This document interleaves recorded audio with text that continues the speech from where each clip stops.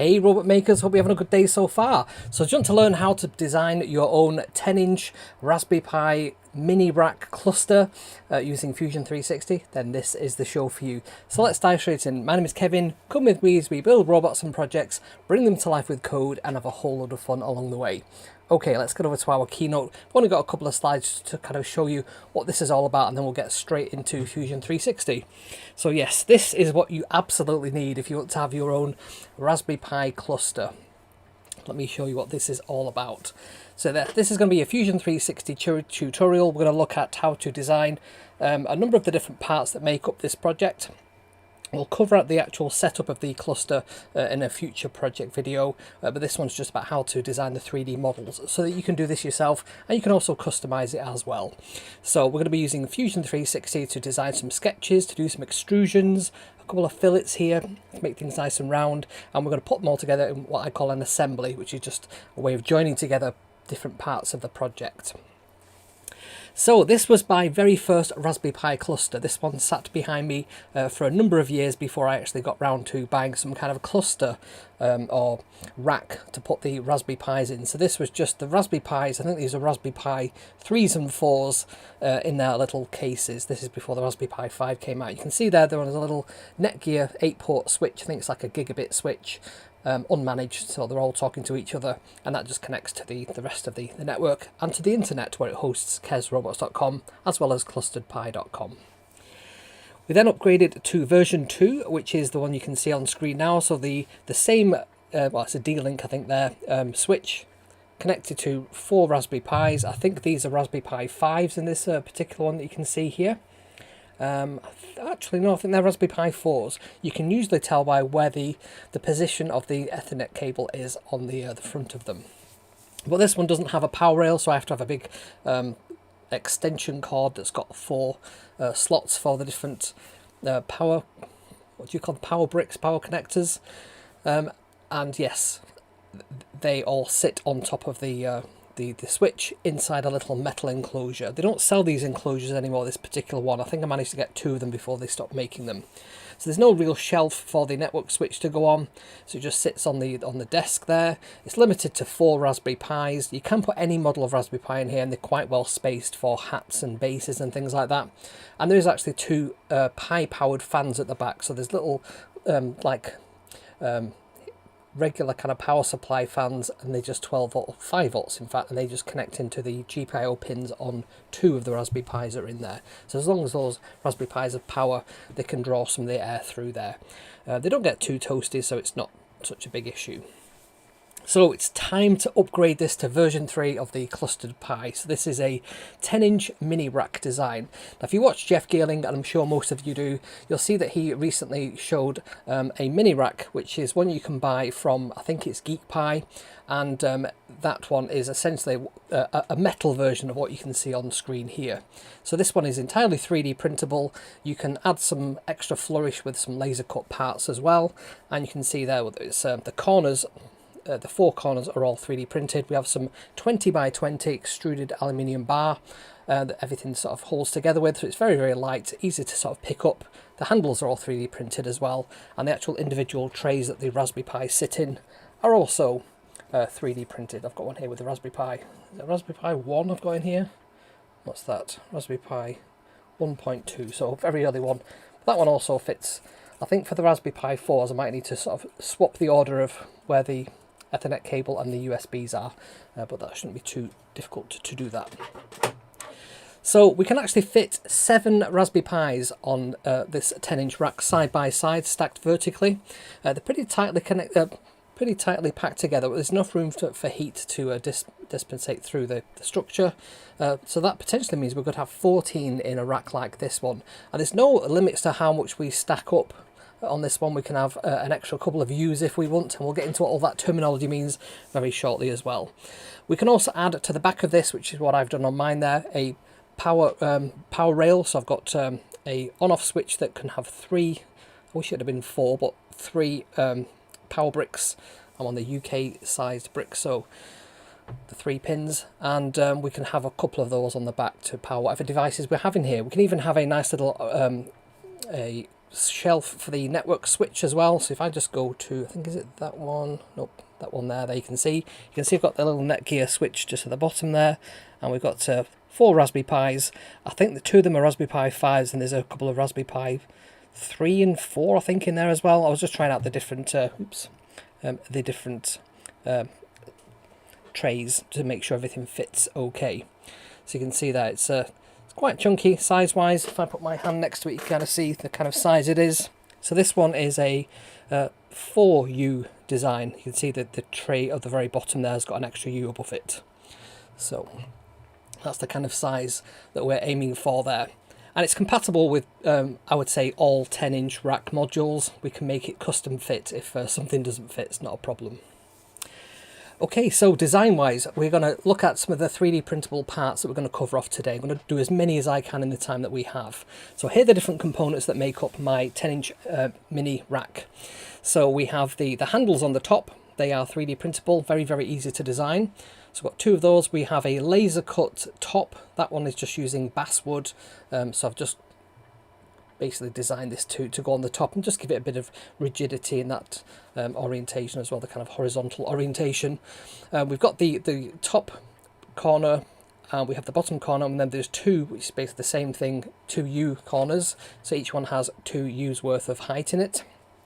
Probably a good time to talk about what on earth we mean by U. If you don't work in data centers or in IT, you might not know that when we stack equipment in data centers, in server rooms, and possibly your house if you have your own rack there, you typically have a 19-inch across rack. And the height of these racks are described in U units.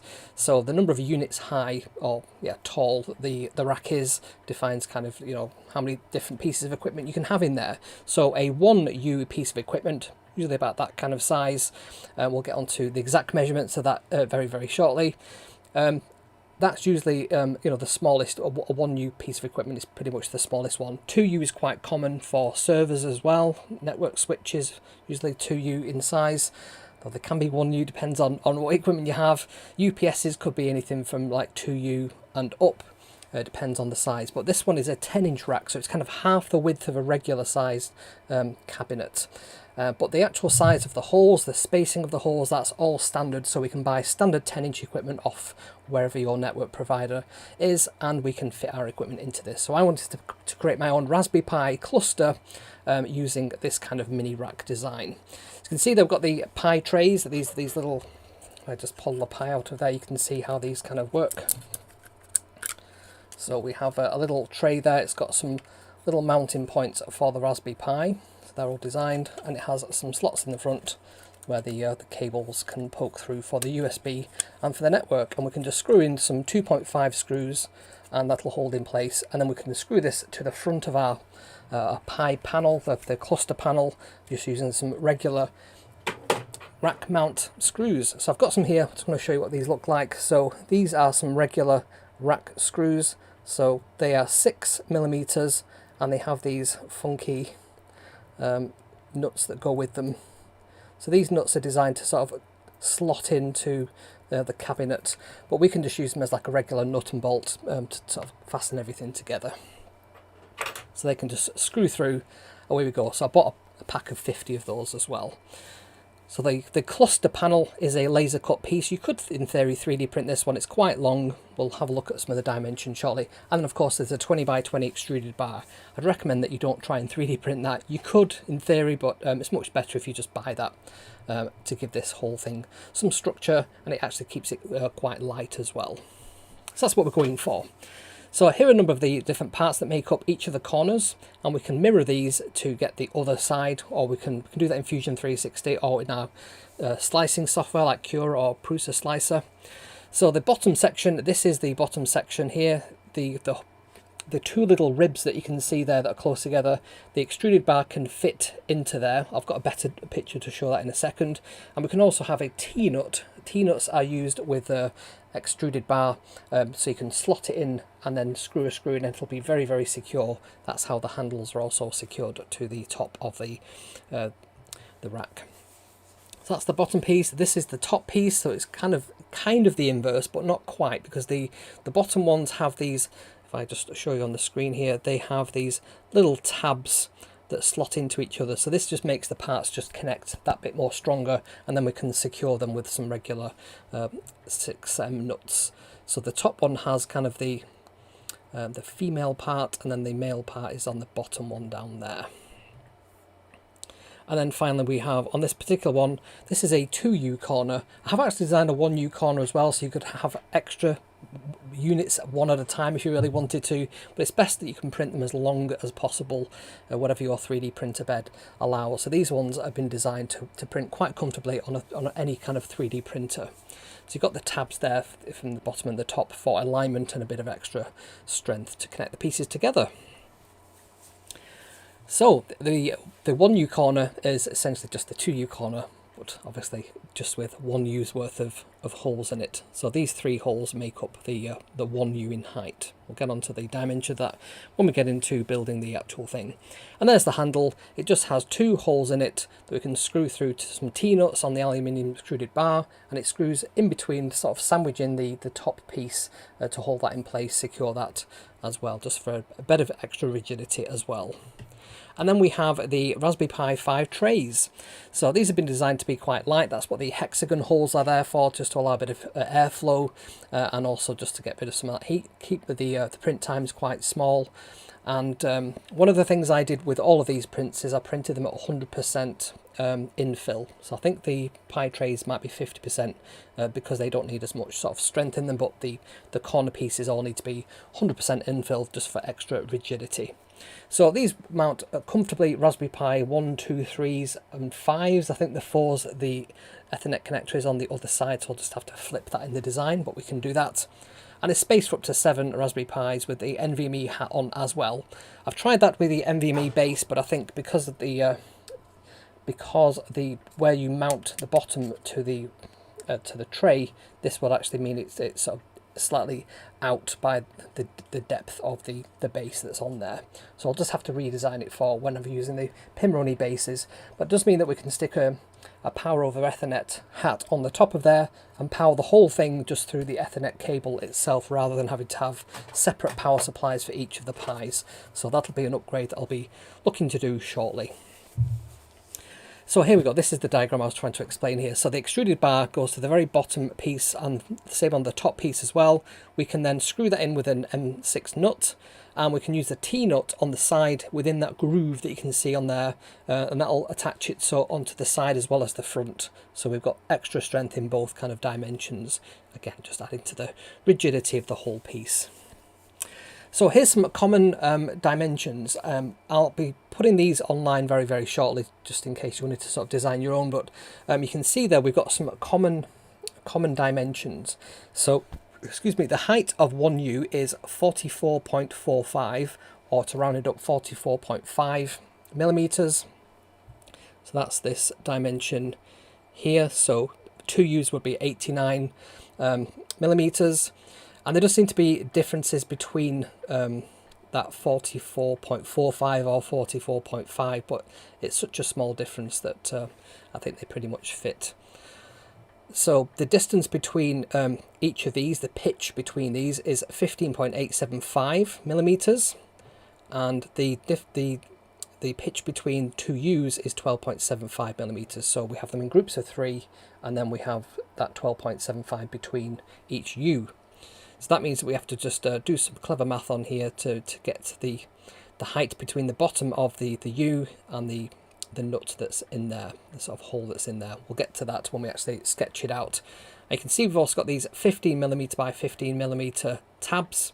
So it's 15 millimeters tall by 15 millimeters wide, and I've printed these to 4 millimeters deep. That seems to be a good balance between thickness and not being too chonky, and strength as well. So you can see the sort of top view is 4 millimeters, 30 millimeters, and then the height of that piece there is actually 15.875 as well. All the holes are all 6 millimeters, which makes this a very easy design to use with screws. You just need to buy a whole bunch of, I think I bought a pack of 50 nuts and bolts for this.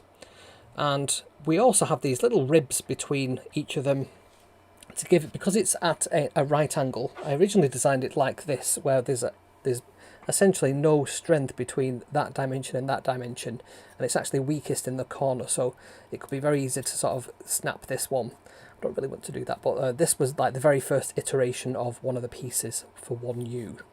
So I've decided not to do that and to have 2U as a minimum really for the piece, and to have little ribs between them to give them extra strength. So it just helps, it really does make a difference. So that little triangular piece that you can see there, we have one of those in between each one of the nuts. Now, one of the things I needed to factor in was the actual dimensions of one of these nuts, because if this is going to be on the back of it, we need to make sure they comfortably fit between those ribs. So I've done all that kind of math for you. 3mm is enough between each of these groups of 3. So that's what we're going to be designing very, very shortly. So future upgrades I'll be looking for this particular project. So networking, I prefer this to be all power over Ethernet. So that means we don't need to have a power connecting directly to the Pi. It can grab its power through the Ethernet port. It can take the power from the power lines of the Ethernet port. So you need to have a switch that can do that. And you also need to have a Raspberry Pi hat that can take that power out and power the Pi through that. So Raspberry Pi apparently are coming out with one. I don't think they've launched theirs yet, but there's plenty of other companies who have these already, so you can use one of theirs instead. And the switches can actually power cycle each one of the Raspberry Pis by just removing the power over the Ethernet via the switch web interface. So that's quite cool. That means we can power cycle. Every now and again I need to do this if one of them's frozen or there's a problem with it. It's just easier to sort of turn it off and on again rather than having to sort of pull the power out, which I'm currently have to do. So we can easily restart each Pi remotely. We can have a second row of Raspberry Pis. We're going to have a total of 14 in this particular build. I'd like a UPS on the bottom so that we can power this. If there's a power glitch or anything like that, it can also condition the power. It can keep running for a little while. I thought it'd be also quite cool to have some LEDs. So what I'm thinking is, I've got plenty of these LED strips that I had from a previous project, and I've also got these plasma 2350 sticks from Pimroni. I've actually just ordered the W version of this that does Wi-Fi, so instead of having that little Spice connector there, it has a little Wi-Fi chip, the RM2 from Raspberry Pi. So that'll mean that we can send commands like cheer lights commands over MQTT and have that update. And they can also just flash if there's an error or things like that. There's all kinds of things that we could do with a bit of colour inside this, but it'd also make it quite cool as well. Great, so if you like what I do and you want me to make more of these types of videos, please give this video a like. Let me know what kind of cluster you have. If you have a home lab at home, do you use like Kubernetes or anything like that? Do you not use Raspberry Pi? Do you use something else like a network, an NUC they're called, one of those little small computers, or is it a Mac M4 cluster? Do you have a cluster? Have you even experimented with that? Let me know in the comments below. And if you've not subscribed, please subscribe. It means so much to me when people subscribe to the channel. I think like 70% people who watch this don't subscribe, they just watch it. So please subscribe. It costs you absolutely nothing to do that. I do go live every single Sunday, apart from last Sunday when I was on holiday. So yeah, 7 o'clock GMT is when we go live every single week. And you can join the chat and you can talk to us as the show goes on. So let's get into the main part of the show then, designing with Fusion 360. So what I'm going to do, I'm just going to load up Fusion 360 here. Hopefully we don't have any issues with this today. Sometimes it can be a little bit glitchy, but here we go. Right, so the first thing I'm going to do is just get my notes open over here. I've designed an entire tutorial that will be going live very, very shortly. Just been trying to build it. I used GitHub to build the project for the website and then host it on my Raspberry Pi cluster, which is just behind me just there. This is the one that's getting the upgrade. So yes, that'll be live probably this evening. So I'm just going to follow along with my own instructions on here to build this particular project. So the first thing we need to do is to save this as a file. Let's call this one 2U livestream. 2U because that's the size of the corner piece. Save that. And what we're going to do then is do a new sketch. I'm going to sketch on this plane here, and let's get into it. So I'm going to do a rectangle. I'm going to do it from that little origin point there. You can see it locks in, and I'm just going to set it up there. I'm going to press D for dimension. I'm going to make this one 89, which is, it's 2U. We could do this a number of different ways if we wanted to. I know it's 89, but we could also do it as 1U. So we could say U1 equals, and it is 44.8 and I say 44.5. You can come at me in the comments if you disagree that that's 1U. I'm going to do this one as 30. Now, I actually gave that a name. If we go to the little FX parameters here, you can see that we've now got this U1 as being 44.5. We could create another one which is U2, and we could say that's U1 times by 2 to get the 89. We could also add in here things like the pitch. So the pitch between the holes, that's going to be 15.875. And we could also have like the hole size, call it hole, and that's basically a 6M hole, so it's 6 millimeters. Okay, so let's create some construction geometry. So I'm going to find the middle of this piece here. Let's zoom in a little bit so you can see this. So as I move here, you can see that a little triangle appears when I get to about the middle of this this line, and that's the midpoint. So the little triangle, you can also see up here, that's got a midpoint constraint. So if we click on that and drag up, if we drag up, it'll also snap to like a vertical line, so we can find that top bit, and we've got a nice vertical constraint on there. That's what these little bars mean there. It's basically a horizontal or vertical constraint, and we're also in the midpoint. Now the other thing I need to do is make this one a construction line. So if I select the line, I can come over here and click on the construction, or I can just press X with the keyboard, and that does the same thing as well. So we've got a nice little midpoint line there that can help. Now I actually want this to be 2U high, so I need to do the same thing again. So let's just do another line. I'm going to do it kind of all wonky at first, and I'll show you what we can do to fix that. So we can click on that line, click on the horizontal vertical constraint, do the same with the top one, and then on the left hand side one, and you can see they've now snapped so that they're nice and sharp. We could actually do that a different way. I'm just going to click on Command and Z to undo that. We could also use the perpendicular command if we wanted to, so we can click on two lines to make them sort of 90 degrees. We can do that with that one there, and we could also make this one collinear, so that it's collinear to this line here. That has the same effect. So there's a number of different ways that we can do that, and if we click on this line here and make that one X, that will now mean that this is now a single profile, whereas if we had that as a non, you can see that we've kind of got two halves. So by making that construction line, it just makes it one profile. So this also needs to be, let's just get that line there, oops, just that line there, D for dimension. And we want that to be the same as here. Basically, we want it to be 1U high. So we could either do U1, press enter. That's coming from the little parameters table that we created before. We could do it a different way. We could click on that one that we've already got, which is the same, and that's also U1. It recognizes that as being U1 from our table, or we could have actually just manually typed in 44.5. So there we go. So we've got that 2U high now. I'm also going to do another little center point line there. I'm going to press X to make that construction, and let's do some circles. Let's do 3 circles, another 3 circles down there. I'm going to do D for dimension, and I'm going to dimension each one of these to be the hole size. If I press H for hole, it now makes that 6 millimeters, because we typed that into our little parameters table before. Do the same there. Click on the edge, press H for hole, click on the edge, H for hole, click on the edge, H for hole. Now I need these to be the pitch diameter apart, so let's try and get that. Click on that one, and that needs to be that 15.875. That's the pitch between the holes. So if I typed in before pitch in that little table, you can see that it's there, pitch 15.875. And I can now do the same with this other group here. So that's also going to be P for pitch. And that means now that if I grab this middle one and make that one find the midpoint between that line there, that's now turned black. That one is now locked into place.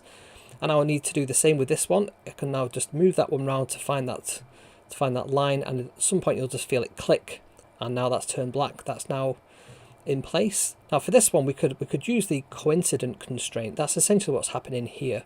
So if I click on that line, it'll now lock that one in place with a coincident constraint. So we need to do the same down here. So find the two midpoints there with my dimension thing, just click away type in P for pitch, do the same there, click in the middle, P for pitch, and then let's find that midpoint, find that midline there, and then do the same with that one. So if it's not quite finding it, you can just click on that coincident constraint and lock them all into place. I can see that one's not quite there as well, so let's do the same. There we go.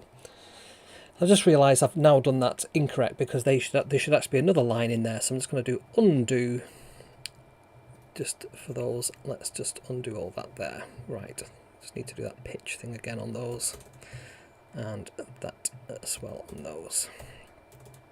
Yeah, what I needed to do was actually have another line here. So it needs to be halfway. If I come here to here, I basically want to find half of this. So what I can do, if I just do a line over here, and then I click on that line, click on midpoint, and then click on that new line that I've just created, they're going to kind of lock into place at the middle of both lines. So if I can make that one a construction line, make that one also a construction line, and then do the same for the top up there as well. I also need that one to be coincident with that line there, and you'll see why in a second. Right, now that we can move that across to find the midpoint of that line, there we go. So it's what we did before, but I did it in the wrong place. There we go. Grab that one there, grab this one, put that onto there, and the same on this one onto there. Right, that looks correct. So that's the main part. We now need to create those little tabs at the top. So they are 15 millimeters by 15. Now I could just do D for dimension and put 15 up there. That's the quickest way. But I could also, instead of doing that, just click on that dimension there. And that dimension is D18. If you look in that little profile thing for this sketch, you'll see each of the dimensions has got a name. So D18 is that 15 millimeter one that's just there. So by making those two the same, another way that I could have done that is by clicking on the line, go to constraints and equal, click on that one there, so they're now equal.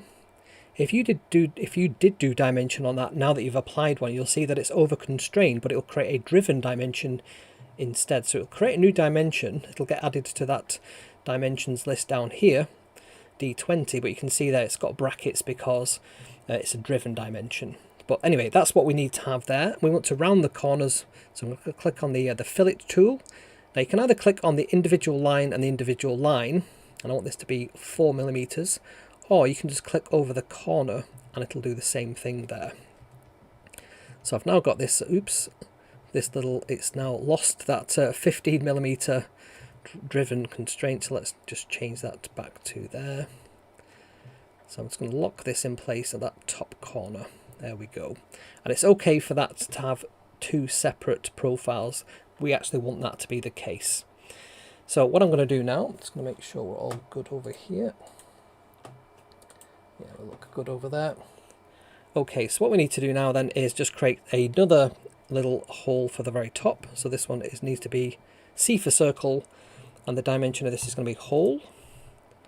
And we want to have a little line from the very, let's get zoomed in on this so you can see what's going on. I'm going to click on this point here. You see it's gone to like a little square, indicating it's locking into place there. And I'm going to connect it to the center of this hole. I'm going to roughly put this where I want it to be, and then I'm going to make that construction, and I'm also going to make that locked horizontally and vertically as well. There we go. So now I just need to define the height of that line, and it's 6.375.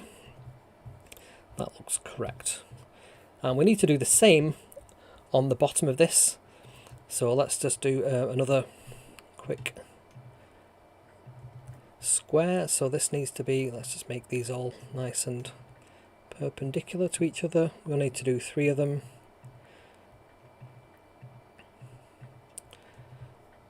Come on, let's just get that nice and perpendicular. There we go. And then let's make these 15. We could actually do that D20, seeing as that is already 15, D20 and D20. And we only need one corner to actually have that 4mm fillet on there as well. So let's just move that into place just there. And that is the very first profile. Now the best practice over here is to name this. So let's call this one base profile. Okay, I'm going to click on finish the sketch. And we need to do some extruding now. So the next thing is to extrude. So I'm going to click on E for extrude. We could also click on, well, that's pull. I think there's an extrude modifier on here as well.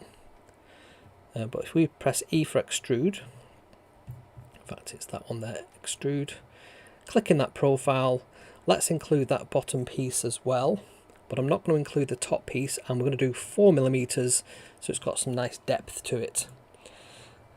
And you can see that that's now extruded back. Now the sketch has disappeared, that's the normal behaviour. Now we've not finished with that sketch yet, so I'm going to click on that little eyeball over there, bring that sketch back in.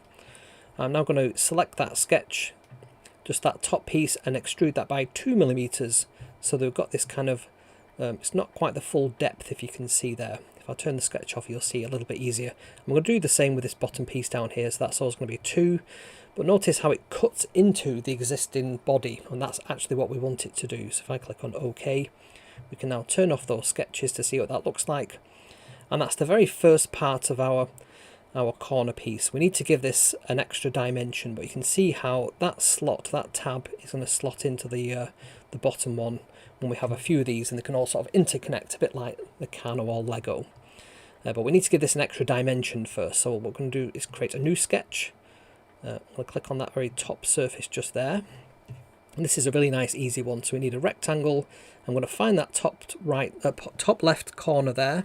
You can see it turns into like a blue square to say that it's found a point, and I'm just going to drag that out. I'm going to make it 4mm in thickness, and height wise this is going to be the pitch. This is going to be that 15.875, and I'm also going to draw a little line between that corner and this corner here.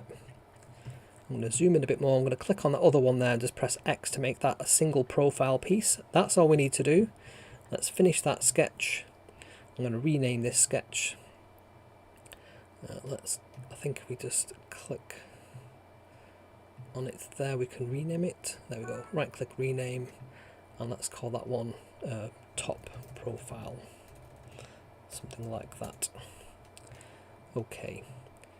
So what we need to do now is just extrude down. So if I click into that profile, press E for extrude, click on it, and now I could manually drag it down.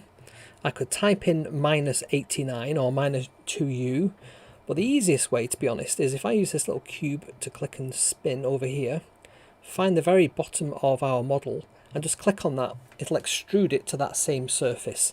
So when I click OK now, they're now going to be joined together as if they were just one single surface. So there we go. We've now got our corner piece. Now it's a little bit brittle at the moment. You can see it's very similar to this piece I originally designed. So it's got no kind of ribs in it. We'll need to fix that to make it have some extra strength, but we'll have to be very careful where we put the ribs so that they don't get in the way of the holes where the screws and the nuts are going to be. So let's just get back over here. Let's spin this round using this little cube. I use these little corners to spin things round. And what we need to do is create a new sketch on this side over here. Just spin on my instructions a bit, and this is very similar to what we did on that first one. So let's do a alpha line. I'm going to find the midpoint on that line that exists there, drag that up to the top. I'm going to find the midpoint on here, do another line over there. I'm going to make both of these construction lines just by selecting them and pressing X, and I'm actually going to do that again, but from that midpoint to the top. And the reason for that is it'll just make it easier. And if I click and hold, I can see all the different things that are stacked on top of each other, because there's two lines on top of each other there. So if I just find, I think it must be the first one, the top one there. I want that to be both. I want both of those to be construction lines. There we go. So if I do the same on this one, it might even be easier to do that.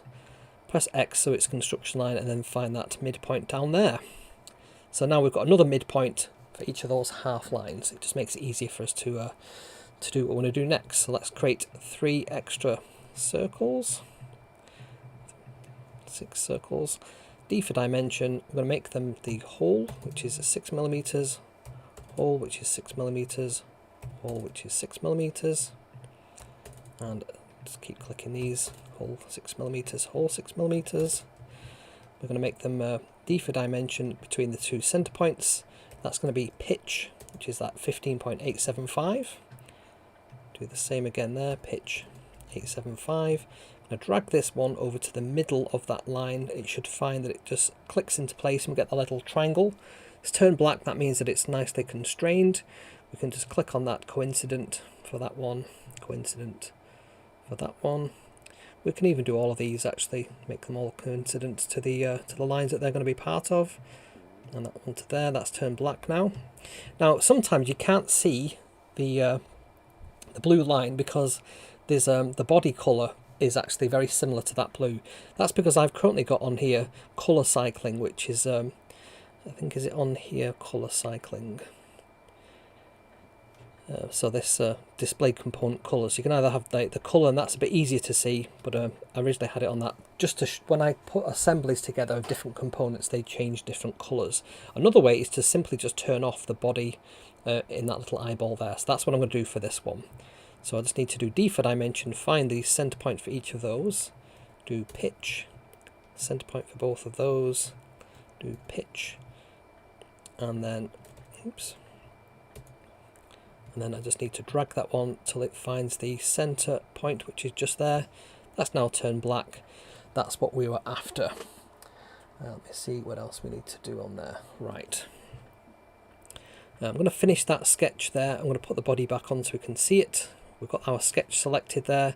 We can now do E for extrude, and we can extrude all of these. And we want to extrude them back. So if I drag that back, you can see it's going to extrude for whatever we've specified here. However, a nice little trick is to say, instead of doing like a distance and typing in a number, you can just say the extent is all, and it'll just go through everything until it reaches infinity. So there's nothing else that it's going to touch there, which is just that one piece. So if I click OK, we've now got those pieces. Now we do actually need to add a bit of extra geometry on here because I would like to have another tab at the top here and another tab at the bottom there. So let's just do another sketch on the front of here. Sometimes it is actually easier to do it all in one sketch, and other times it's easier to have separate sketches just so you don't kind of get too complicated things going on. So I need two square shapes. They need to be 15 by 15. I'm just going to type it in because it's actually quicker. 15 there. And we need to have that that circle in the middle, and we need to make it like a little lollipop. Oops. C for circle. We can do D for dimension and make that a hole. And if we just zoom in on that, we can do L for line, find that middle point, find the bottom midpoint, click on the line X to make it a construction line, and then do horizontal vertical constraint, and then we want this line to be 6.375, and then we want to have on this one a fillet in that corner just there, 4mm. That's great. So it was complaining then that there's a dimension constraint that's disappeared there, so let's lock this in place. I'm going to grab that corner, put it there, and let's see if that looks right. That doesn't quite look right, and it's because that actual dimension shouldn't be 15, it should be pitch. There we go. That hole now lines up, and that now is neat on the edge. That's fine. And then we need to do the same up here. So this one shouldn't be 15, that should also be pitch. And we need that little line from the midpoint of the bottom to the center of our line. Make it construction with X, and then horizontal vertical constraint, D for dimension, and that needs to be 6.375 as well. And on this one we want it to have a fillet on both corners, like so. And let's just drag that one to just there. There we go. So why is it not happy? Why is that one not blue? Is that because I'm going to try and drag that? There we go. We've not done D for dimension on the hole size. Hole, there we go. Finish that sketch. I'm now going to extrude that one by 2mm in the minus direction, like so. Let's spin that round so you can see there. So it's kind of in the inside, and then we need to do the same on the bottom. We need to cut that one out. Let's do E for extrude, just click in that profile, -2, and let's turn off that sketch so we can see what that looks like. That looks good. That bit's a little bit small. We might get some weird 3D printing artifacts. I know this because I get them on mine. Because that's going to a very fine point, it can sometimes get a little bit warpy, a bit messy potentially. Depends on how well it adheres to the 3D printing bed. But that is it. That's the very first piece that we've got. So let's save that one. Let's click OK. I'm going to create a new sketch, and I'm going to bring in that sketch that we've just made. Let me just save this one as live assembly. And what we'll do, we'll find that 2U live stream, and we're going to do right click, insert into current design. There it is. And I'm going to do that same again. I'm going to do insert into current design, and it's going to be in the exact same place. So you can see there we've now got 2 of these, and I want to lock them together with a joint. So what I'm going to do, I'm going to close that data window. I'm going to click on the joint. I'm going to click on the front of that inner tab. I'm going to spin this round using the cube, select that other thing there, click OK, and we've now got part of our mini rack. We'll need to mirror this. We could actually do this now, and when we add in extra bits we can also add them to the mirror as well. That's entirely doable. So what I need to do is create a construction plane. I'm going to use this very edge here, and this is one of the important dimensions that we need to know about. So 222.25, that's the distance between both pieces that we'll need to mirror, and I actually need to have a mid plane between that edge and that new construction geometry that we just created. So that's the very middle. So if I click OK, we can now use that middle one as a mirror plane. So if I do mirror, I select, let's go for components, that component and that component. The mirror plane I'm going to select as this mirror plane here. Click OK. And you can see that they've changed colours, and that's because these are now separate components, because I've got that colour cycling on. That's hidden away in this display colour components. Otherwise, it's whatever component colour that you selected. So let's just go back to that Shift and N. And we need to now do the same thing with these other pieces. So we've got like a front and a back as well. So let's keep spinning this round. So let's click on that offset plane. Let's click on the back of here. We're going to put some like extruded aluminium bar in here. So let's do this as 200mm. That's the length of the extruded bar. Let's do another mid plane between that one and that surface there. And then let's use that new mid plane to do a mirror.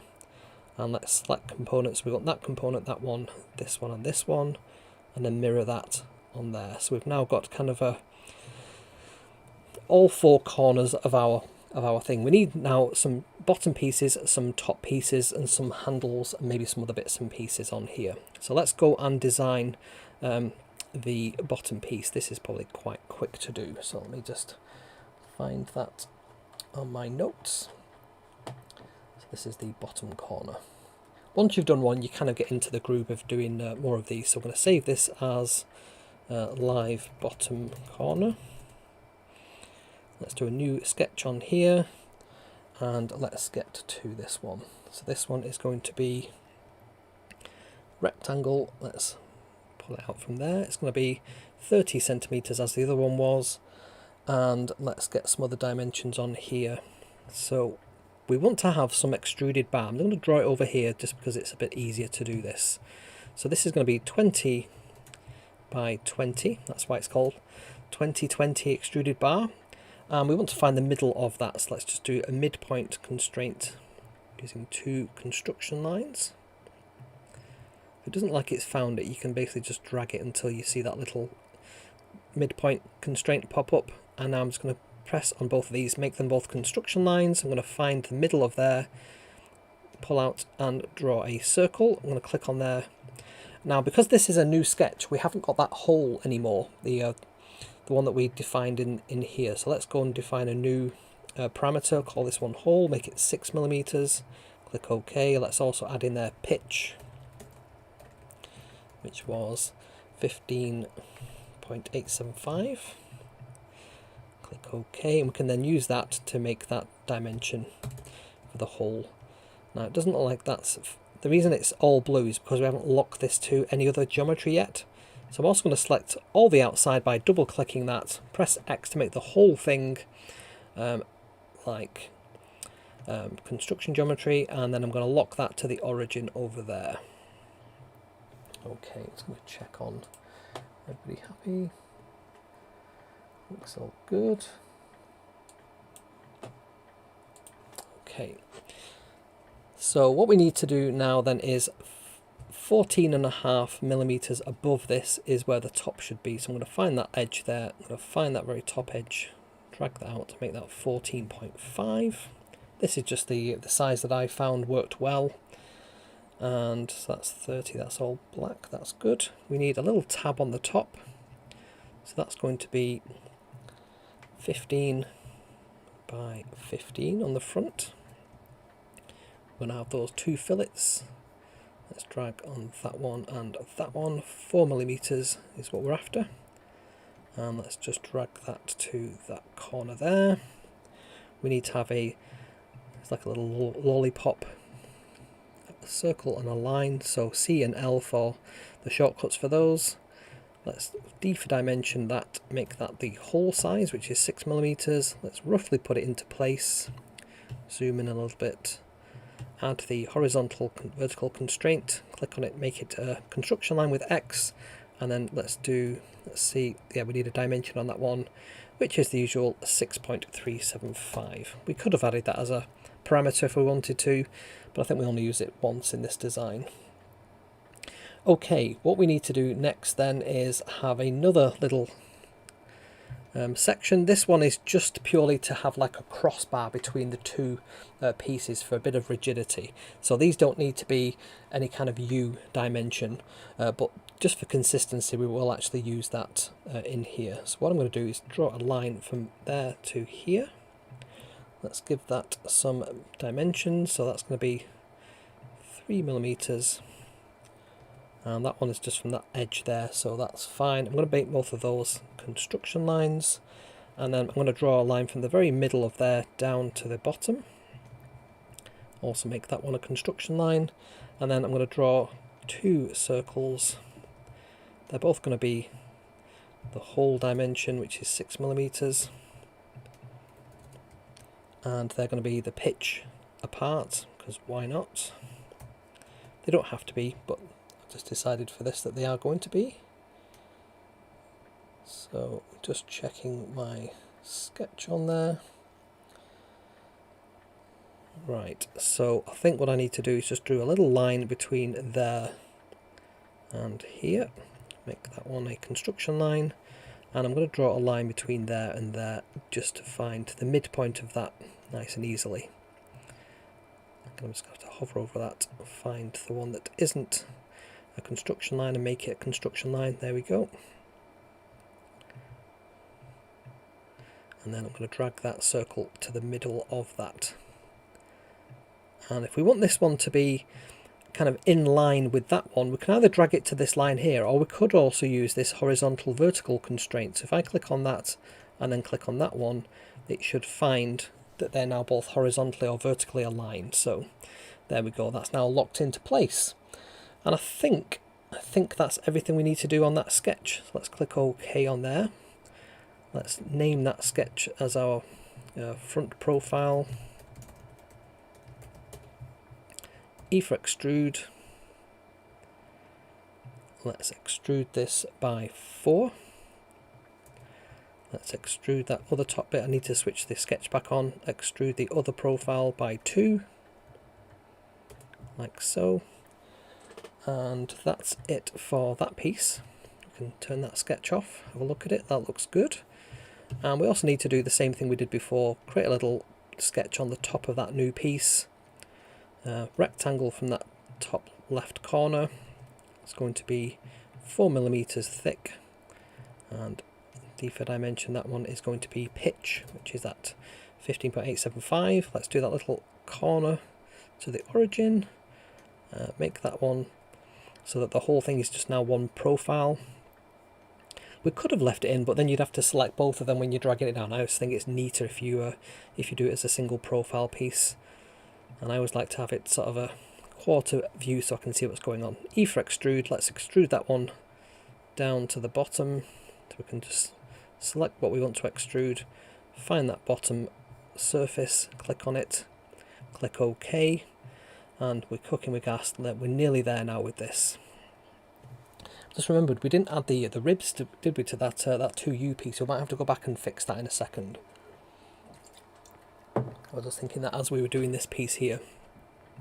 So let's add the ribs to this one at this point. Let's click on that top surface. I'm just going to do a diagonal line, but I want that line to be exactly 45 degrees from this baseline here. So if I select both of those, I can actually type in 45, and I want the top of that piece and the very bottom origin to be 15 millimeters. I want that to be coincident with that line there, that point to be coincident with this line here, and it's now formed a little profile that we'll use in a second or two. Let me just drag this down. Okay, so I'm just going to leave that there for now. That one is, let's just call that one ribs to make it easy to find. Let's call this one top profile. And let's go onto the side and create a side profile, and this is just going to have a couple of pieces to it. So we need that top tab. Let's create that one.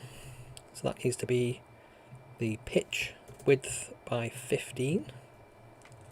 Oops. So D for dimension 15 millimeters. We need to lock that point to there. We need a circle in there, like a little lollipop line from there to the center of the base. X for construction line, make it a horizontal vertical constraint, and then let's make that one.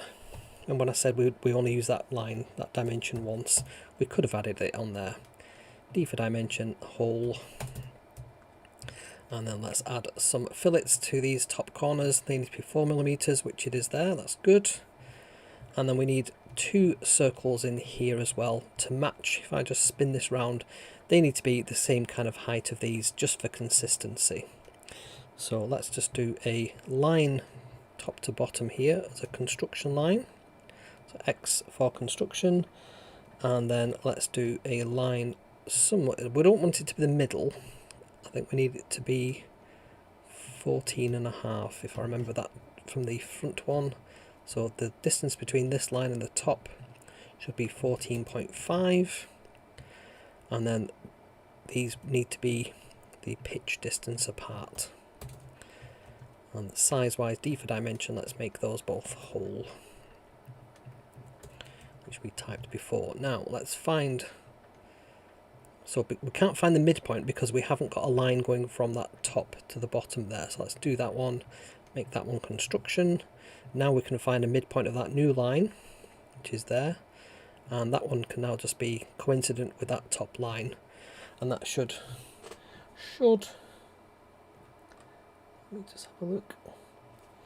It should be fine. We're not using this for anything else, so it's okay if it's not exactly the same, but it's just good for consistency if it is. Alright, I can see what I've done wrong there. Let me just go back to that sketch. I think when I created that line that had the midpoint in it, I'm just going to delete both of those lines. I think I had another line which was from here to here, and I think that one is about 4 millimeters. Yeah, 4 millimeters, and then there should be a line from the midpoint of there to here, and then a midpoint from there to the top, and then we could just line these both up with that. That looks like that's good. Let's make those construction lines. There we go. And that also a construction line. Right, we can now extrude those holes. Just select the holes and push through. Select the distance to be all. It'll just cut the bits that we need. Let's bring that sketch back, and then let's extrude this top piece back by 2 millimeters, And then let's just switch off our sketches to see if that looks correct. Yes, that's looking good. Now to give ourselves some extra rigidity, and we'll need to go back to that 2U sketch to fix that one. Let's turn our ribs back on. And what we need to do on this one is we want to use this one profile 3 different times with 3 different heights. So this is quite interesting. Let's select that profile first of all. I'm going to hit E for extrude. Now in this extrude panel, we don't actually have to start from that profile plane. We can say start from object, and we can actually start from the very bottom of this object. And let's extrude up, let's say, is it 3 or 4 millimeters? Let's try 4 millimeters. So we've now got a nice solid base there. We can do the same from the top. Let's do switch that ribs one on again. Extrude. We can extrude down, so minus. Let's do 3 millimeters on this one, and then click OK. And this hole here, if I remember correctly, well, I need to go back to the very first thing to check on this as well, because I'm not sure I've actually included this correctly on my original sketch. Yes, there should actually be a line which is 4 millimeters, so I'll just have to go back in there and fix that one up. So this whole sketch here, which is one of these, let's just get rid of each of those so we can grab that. I'm clicking on the origin point and I can see all these different constraints that are on there, so I'm basically just going to find each of them and just delete them until we get the one that we need.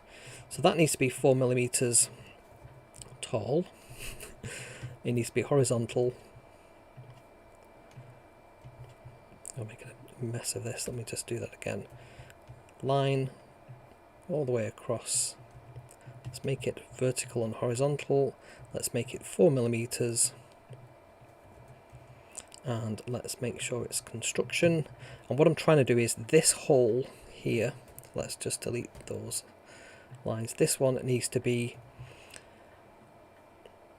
within a square which is 20 by 20, because that's our aluminium bar that's going to sit in here. So let's just do a top and bottom to find the midpoint. Make that horizontal and vertical, make them all construction. We can actually include a point as well if we wanted to. So point just gives us an extra bit of geometry, so we can now lock things in place. We can grab that, and that can now be locked into place there. And then this can now sit on that geometry there. That's what we need to happen. So if I click finish, it's now moved up, because it was the very first sketch that we edited. It's now moved that hole up to the right place. So that should be, let's just make sure that is true. That should be, yeah, in the middle there. So we need another rib just on top of that, 20 millimeters from the top of this here. So let's create a new construction plane, offset plane. Let's click on that surface there. We want it to be 20 millimeters up from there. We can then click on our rib profile, which is on the top there. Let's select that. Let's find that as the object that we want to click from, and we want it to be 3 millimeters high, like so. And we can switch off that construction geometry there as well, and that rib, so that we can see what's going on. So now our 20 by 20 extruded bar can nicely fit into there and be centered, and we can screw in a screw to hold it in place. But I can see that we've got some issues here with these other pieces of geometry that are now not going to sit nicely with that, so we can probably not extrude that hole there, and I think that's what I did on the actual model. So if I want to find which sketch that hole has been created on, if I just spin round to see it and click on it, you can see there that we've got these little black ticks above both of these. So one of these is the one that extrudes it, so it's not that one, it must be the first one there. We can basically just unselect that geometry, because we only need one hole there. That's fine. And I think also that hole needs to be a bit higher up. It needs to be 20 millimeters between those two things, and that needs to be in the center of it. So let's just fix that one. I think it's that sketch there. So let's get rid of that pitch thing. Let's just move this so that it's actually 10 millimeters between there and there, like so. Let's click OK, and now when we put an extruded bar now in there, we can actually put a T-nut in from the side to secure that in place. So that is our bottom piece. So let's just save that. Click OK. Let's go back to our live assembly. Let's open up our data panel and let's insert this bottom corner into our design. Now what we can do, if we're clever, we can rewind our timeline here to before we started mirroring everything, and we can add in this component and it'll then mirror that across if we do it before it. So we've rewound it there.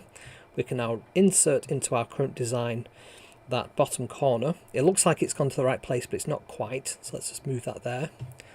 And let's do a joint between that piece there. Let's spin it round, and that top piece there, like so. Let's just click OK. Let's spin that round. And if we now fast forward on our timeline, and then we select in the mirror, let's just double click on the mirror, we need to include that extra component now.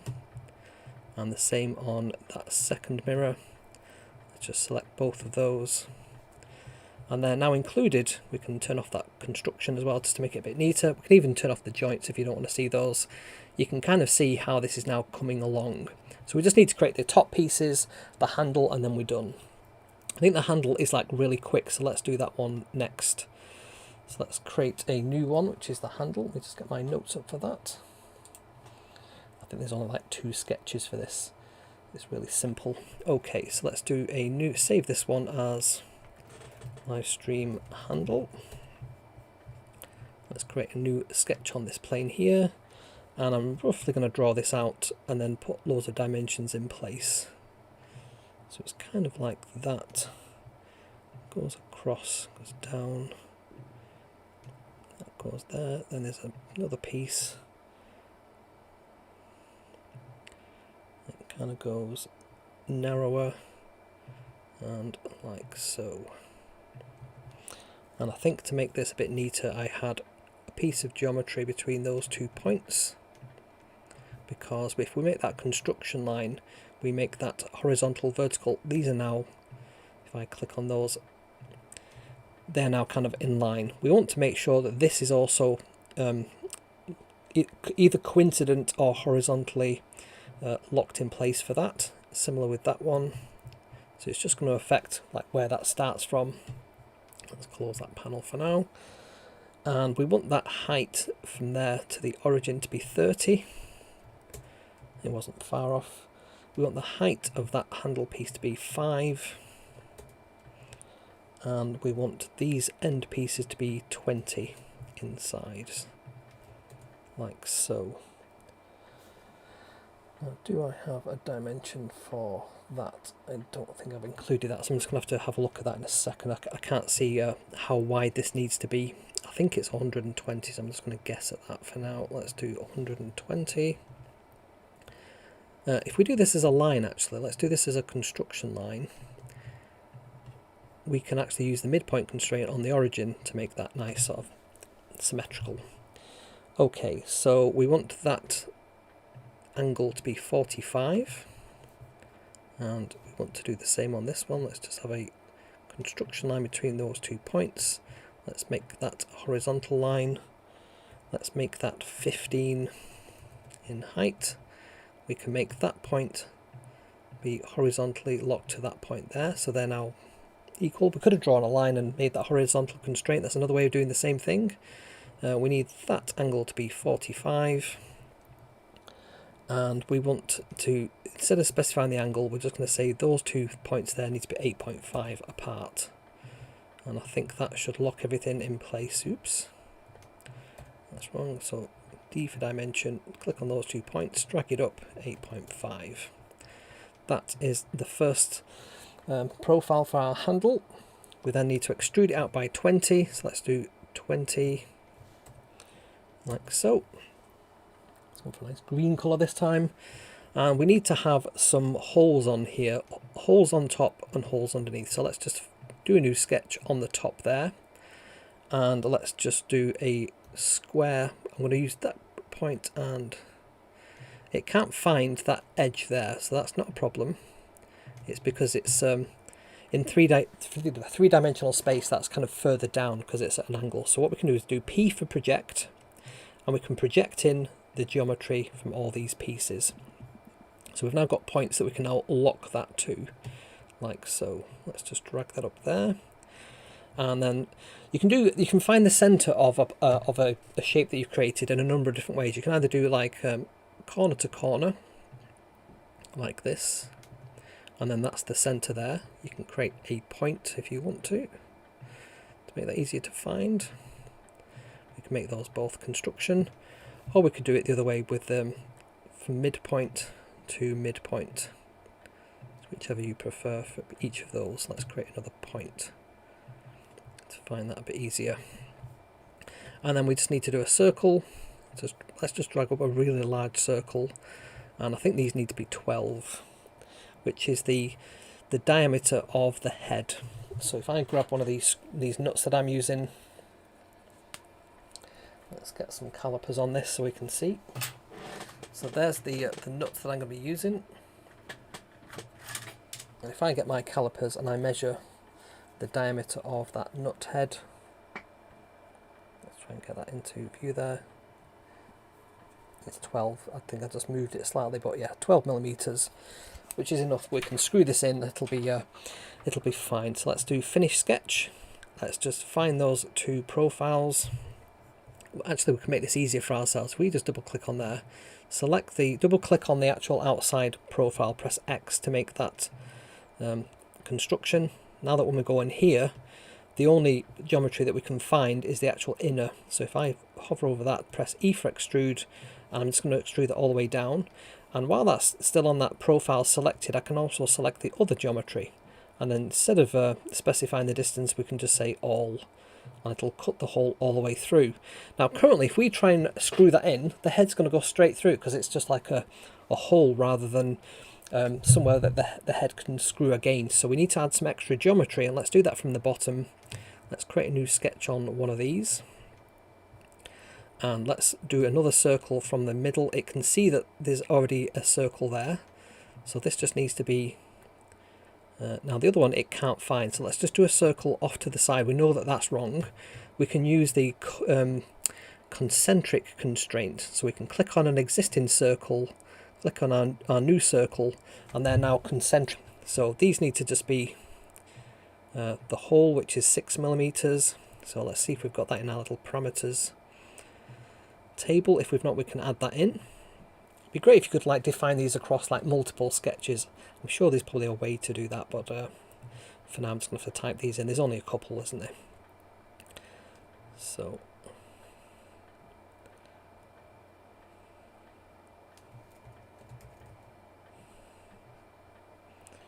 okay, let's do a hole, and that's 6 millimeters.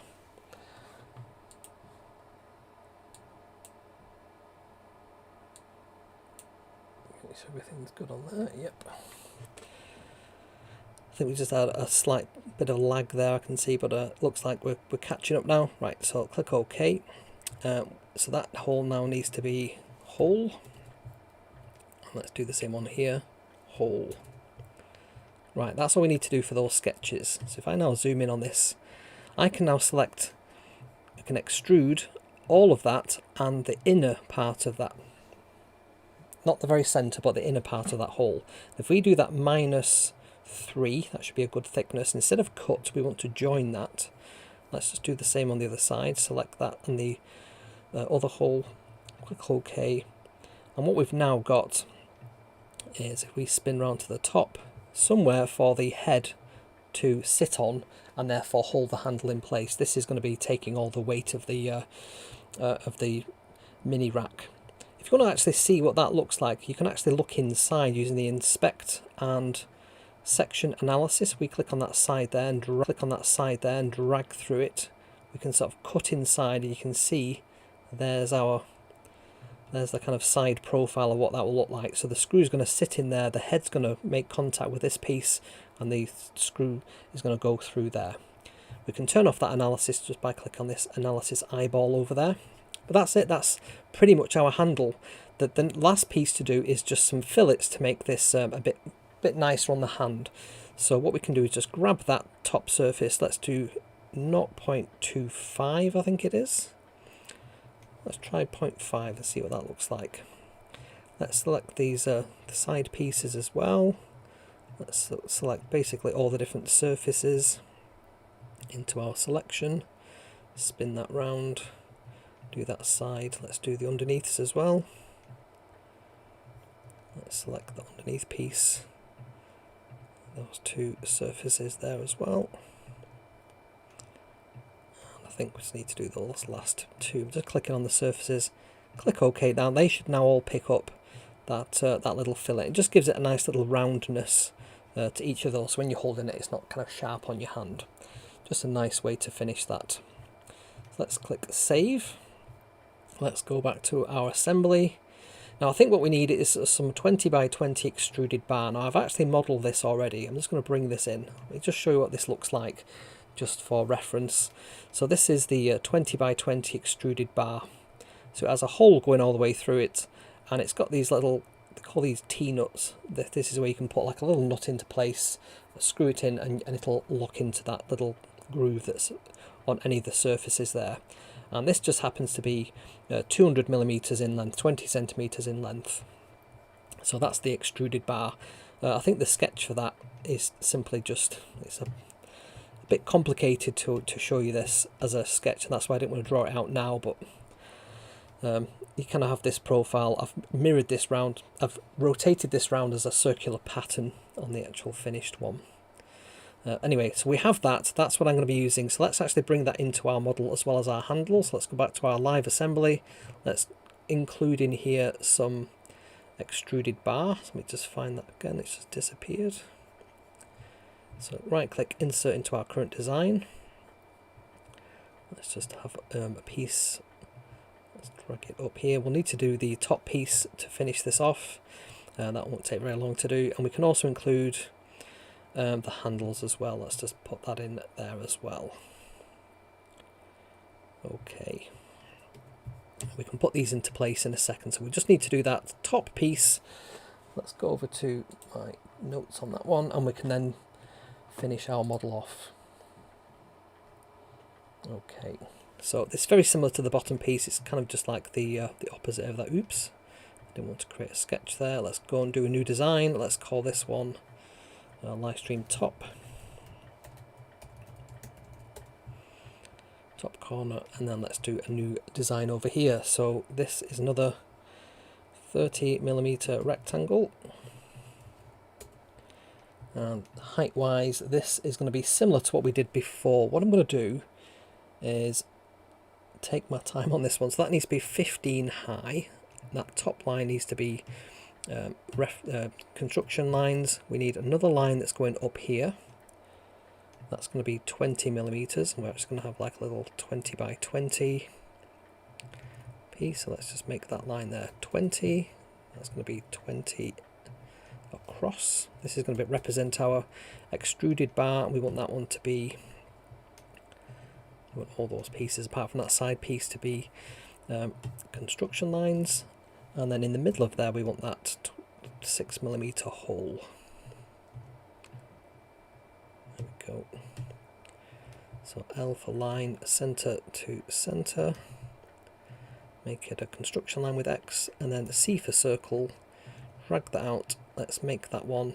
Again, we've not got hole, so we can type in here hole equals 6mm, and then we can use hole later on in the rest of our design. I think there's only another one down here that we need to use. We need a 4mm above that, so let's just draw that up. 4mm, and then it needs to come round here. Let's make that line there vertical. Okay, so that's 30, 20. Got our hole there. We just need a little hole down here. Let's draw this off to the side. We need a little rectangle that's going to sit in. That's going to be 15 by 15.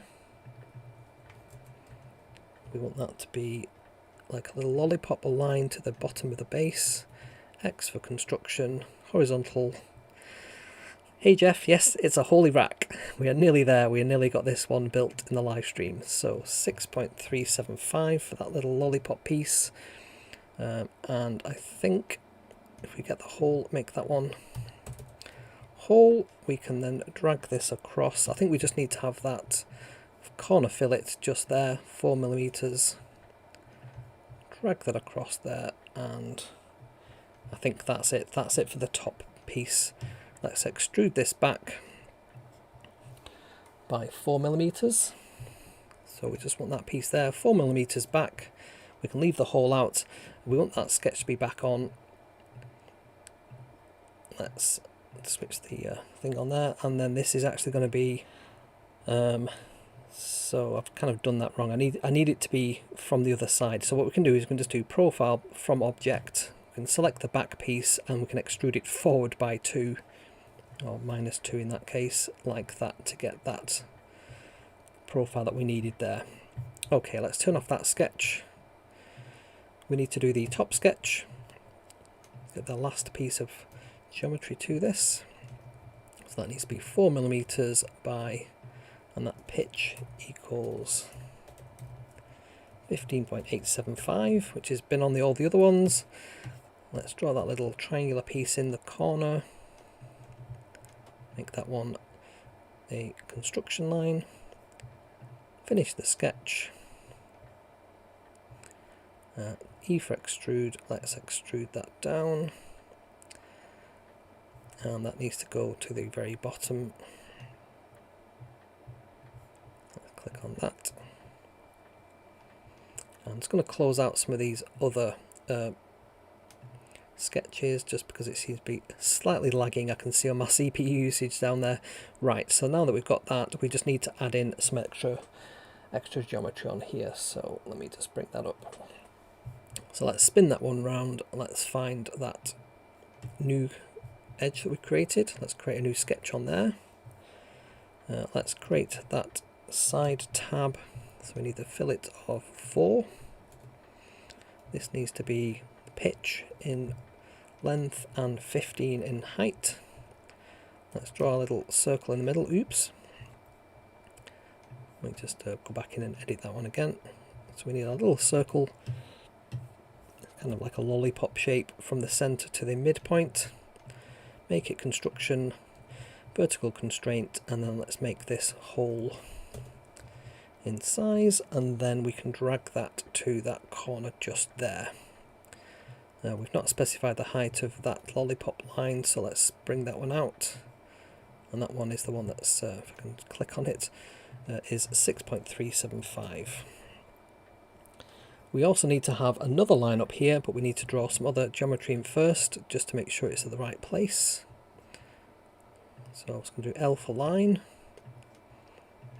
So they need to be 20 apart. They need to be 4 from the very top.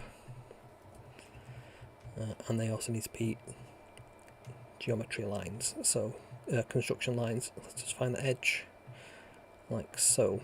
And now we can draw a line between them. So why does that not look right? It should be a bit of distance between this line and this line here, is what I'm thinking. So let me just draw in a circle there. I'm going to spin that round. So did I miss out on that very first one? 4mm. I think I might have done. There should be a little 4mm gap there. Let's just make that a hole. Let's do a line between. Let's do it from there to the very top. No, let's not do that. Let's do it. Let's do this properly. So from that line to that line there, it needs to be on the midpoint of that line. So I'll use the midpoint constraint. That line and that dot. That needs to be coincident to that corner, as does that. And then we need to just lock that to the midpoint. Yeah, and that also needs to be constrained. There we go. So we can now find that 20 by 20 hole. Let's make that construction. That looks good. Let's just extrude that hole back. Sorry, I'm finding, there we go, that one and that one, so minus, and then drag it back. Let's do the distance as being all. Click OK. And I think we just need to extrude back the other piece, which is that tab, so let's be -2. And then we just need to do the rib piece on here, so let's just create a new sketch on the top. Diagonal line between that surface and that surface. It needs to be 45 degrees, and it needs to be 15 from that top point to the origin. That's it. Finish that sketch, spin it round. So our extruded bar is going to come in and be centered on there. So we can draw a rib from the very bottom surface and also one about here as well. We probably don't need that hole after spending all that time drawing it. We probably don't need that hole on there actually, because that might get in the way. Let me just have a quick look and see. Let's draw them in and find out what happens. We probably need one from the very top, so let's extrude that one down. That one's just going to be 4mm down. Oops, did that in the wrong dimension, wrong direction. Let's just edit that and do -4. Let's spin that round so we can see inside it. So our extruded bar is going to come in here. We can then screw a bolt in there, and we can also have a T-nut from the side as well. So let's put that last one, let's call that one ribs, so we can find it a bit easier. And we want that to be 20mm from that surface there. So let's do a construction line from there, -20. And let's just select that where it's coming from again. So that's coming from there, -20 or 20. There we go, 20. That's more like it. And then we can do another from that same profile. Well, this time instead of using the start as the profile, we can say object, we can select that plane, and we want it to be -4 from there. There we go. So our extruded bar can sit in there and lock that into place. And we could do also just for consistency, another one from the bottom there as well, just to make this extra strong. So let's do another extrude from that profile, but from the object, which is the very bottom, and it's going to be 4mm up from there. So once again, you can see that's kind of getting in the way a little bit of that one. So actually, let's not include that last piece. Let's just delete that one off. That's fine. That's fine and strong enough. Okay, let's save that one. Go back to our live assembly. Let's rewind the time before we started mirroring everything. And then let's bring in this new top piece. So insert into current design. Let's just bring this out so that we can see it. And then we want to do a joint between that circle and that circle there. Click OK. Let's spin that round. Let's fast forward into time on our timeline and then go and click on that mirror. Let's include that piece as well. So we've now got the mirrored across. Let's click on that second mirror. Select the front and the back ones, so they're all mirrored across as well. And we can now start testing out whether our design actually works properly. I think we're going to need to go back and put some ribs in those two U pieces, but let's just grab this extruded bar and we can actually start building up our... So we need a joint from that little circle on the very end, and that needs to mate with that circle just there. Like so, and if we've got everything right, that should now fit perfectly in there. So we can have a nut go in that side, and if we spin round, we can have a nut go through there into a T-nut and lock the two in place. And we can do the same thing, 2 T-nuts, and then lock this handle in place as well. We do need to design a top piece. I'm going to show you the one I did earlier, just because it would take a bit longer than we've actually got left on the live stream to do this. So this top piece here, it's only a couple of sketches. So basically I projected up from that live assembly that we've got there 45 degrees between each of those to have a nice kind of octagonal shape to it. And we can even see what dimensions this is as well, just by doing some driven dimensions. So this is 200, which is the length of our extruded bar. And let's do from that inside to that bottom inside piece. So that's 282.25, so it's the 222 plus a bit of extra. And then we've also got some holes in here as well. So let me just find those holes. Is it that one there? Nope, that one there. There we go. So yeah, it was 120 for the handle. So you can see that that's basically 10mm, so half the width of the extruded bar. It's the length of the handle holes, so 120 for each of those. They're 6mm, and it's the same on the other side. And I've just done a nice little pattern and replicated that pattern across to give a bit of air holes. That's all I've done there. So we can go to our live assembly. We can bring in that top piece. Let's do insert into current design. And what we can do here, let's just have that. Let's think about the best way to get that to join in. What I'm probably going to do is just pick an edge and join one of the edges together. Right, so what I'm going to do is going to pick that edge there. Pick this edge here. So basically I want that surface there, and I want that top edge, and I want that to mate up with, if I can spin this round,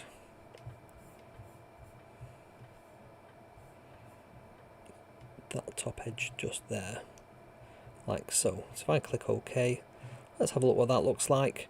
We can now put that another joint on the handle. Just pick one of the holes, and then let's just mate that up with that hole there. Just need to spin that around by 90 degrees, like so. We can now mirror that using that mirror plane that we created before. Let's just close that data panel. Let's just do create and mirror. We can select the component from our little side over here, so it's the handle. The mirror plane is going to be that plane just there, and that's now kind of in place. So that's the basis of our rack. So what we need to do next, and I think we kind of run out of time for this, I'll do another live stream with the rest of the pieces. We need to create the cluster panel. I'll just find that. So that's the sign for cluster pie. That's not the cluster panel. There we go. There's the cluster panel. So it's essentially just a rectangle with some nice rounded edges. It's got the holes for 2U, and then there's 7 equally spaced holes top and bottom for our pie modules, which I've got here. These are the pie trays. So this is for a pie 1, 2, 3, 5. The 4 is a different one because the Ethernet connector is down there instead. But yeah, these are essentially what's going to slot into there. So let's go back to the very original one that I had on here, and I can show you what that looks like. So this is Clustered Pie Mini Rack. I think that's the one that we based all of this on. There we go. So if I spin this one round, you can see here's one I made earlier. So all that we're missing off here then is this cluster panel, and then the actual pie trays. They're a bit more fiddly to do, so I'll cover that off in a separate show. I might do that as a midweek live stream. The Raspberry Pis have actually, from the Raspberry Pi website, they've actually got like an STL file or step file that you can download into Fusion 360 to design yourself. So okay, let's jump back out. So that was how we design all those pieces and assemble them together in a Fusion 360 file. Yes, I've covered off that I do go live every single Sunday. And I just wanted to also cover off that we have a couple of different products in the store that you might be interested in. So we have these Robot Maker Almanacs, which have got all the dimensions, specifically when you're doing things like this kind of modelling in Fusion 360.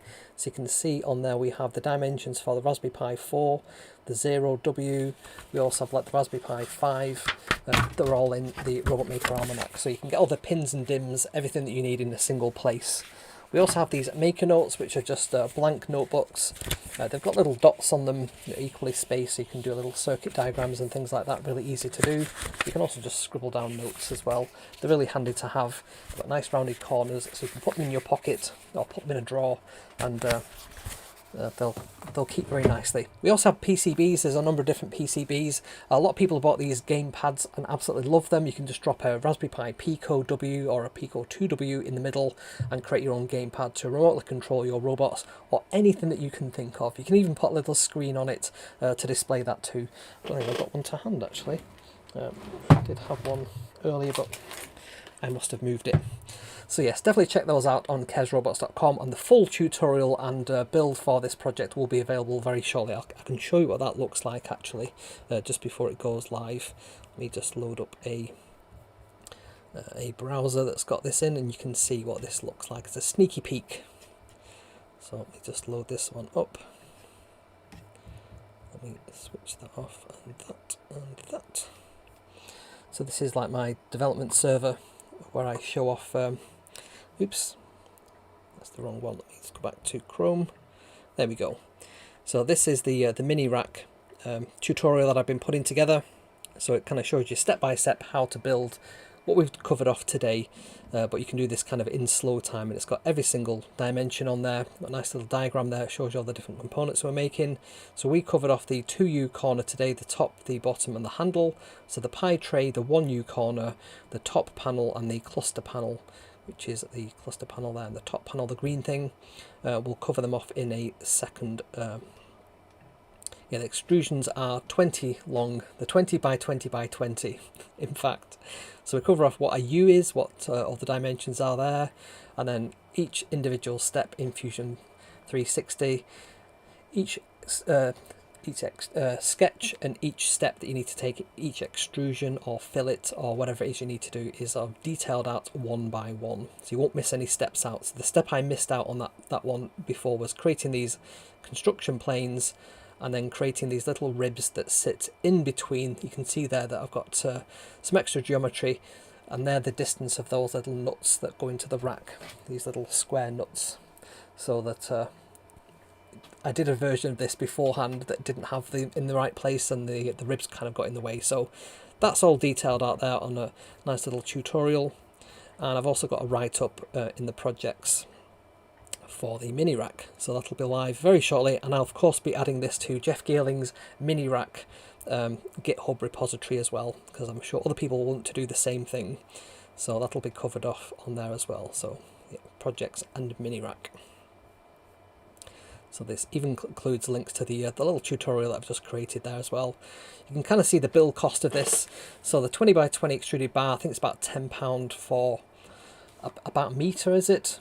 I'd have to check on that. Prices do fluctuate, but I've got a chop saw that you can chop these bits up. I've got quite a bit of extruded bar that I built for shipping Bubo across to San Francisco for open source. So they were 20 by 20 for that project. I just happen to have them on hand. Need a bag of rack nuts. They're about £10-ish for 50. You need probably a rack shelf. I found one for £15.99 on Amazon. Power strips, these are quite expensive for rack mounted power strips. These are for the UK type plug. An 8-port PoE switch, I found one for about £54. I've not bought that one, I bought one for £19. It's not PoE, but I will be adding that to the project once I've got some PoE hats, once Raspberry Pi have launched their own version of that. So some T-nuts, these are different from the rack mounted nuts. T-nuts go inside the extruded bar, so another £9 for the 50 of those, and some various patch panel cables. I did have those to hand earlier, but I don't know where they're gone. But yeah, these are essentially just these cables. So you want like 30cm cables for that. You can see the little McAleer switch I put in there. It's really a hub, not a switch, but they call it a hub on the website. Yeah, and that's pretty much it. You can add to this, you can add UPSs, you can add lighting, you can add all kinds of extra stuff in there as well. So I kind of cover off what all these different parts are and how to 3D print them. So yeah, that'll be going up very shortly. And of course there's the DXF files and the STL files. So the DXF files are for laser cutting, so you'll be able to download those, laser cut your own top panel, front panels and cluster panels.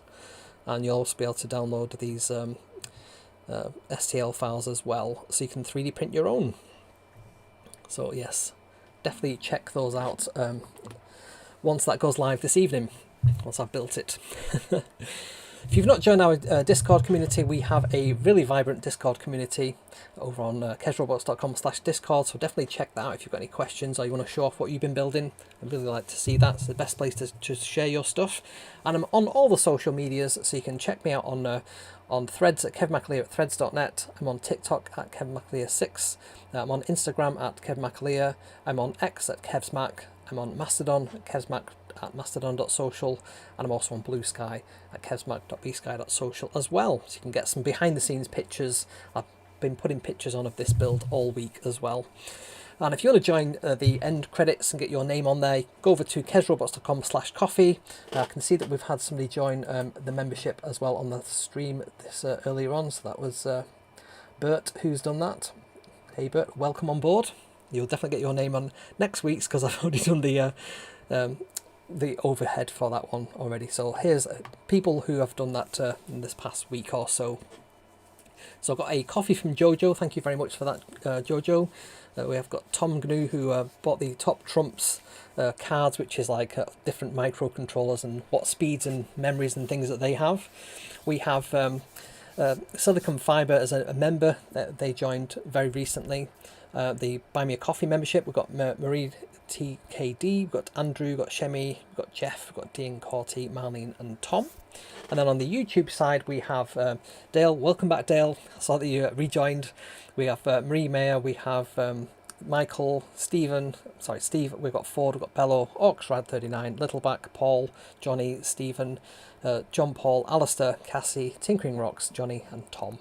So thank you all so much for supporting my work and the show so far. So the little spinny logo tells me it's at this point in the video where YouTube will recommend over here one of the over 400 videos that I've got on my YouTube channel so far. Various different projects, from robots to Raspberry Pi builds to MicroPython. It's all on here. Definitely check that out. And if you haven't subscribed already, definitely subscribe. It costs you absolutely nothing and means the world to me. So thank you so much for watching, and I shall see you next time.